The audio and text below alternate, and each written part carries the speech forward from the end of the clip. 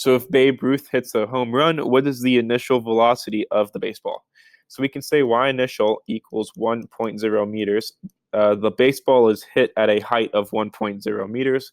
And in order to get a home run, you need to reach 8.0 meters.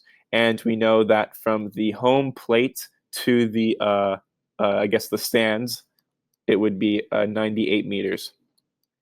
So you'd have to achieve an 8-meter height and a 98-meter horizontal displacement in order to get the home run. And then we know that theta equals 36 degrees. So we can say that delta x equals vx initial t. There isn't any acceleration in the x direction. So t is simply going to be equal to delta x divided by vx initial. This will be equal to delta x divided by v initial cosine of theta.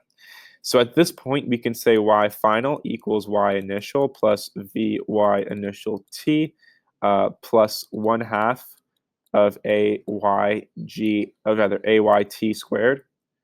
Now, the acceleration in the y direction, because we're choosing down to be negative, the acceleration in the y direction is negative g, because gravity is always going to bring you towards the center of the Earth. And so we can plug in our t for this equation and say that y final equals y initial plus v initial sine of theta times t, or delta x v initial cosine of theta plus 1 over 2, rather we can simply say negative gt squared over 2. So keep this t here because we need to find time. So we can say that this v initial cancels out and say y final equals y initial plus delta x tan of theta, and then minus gt squared over 2.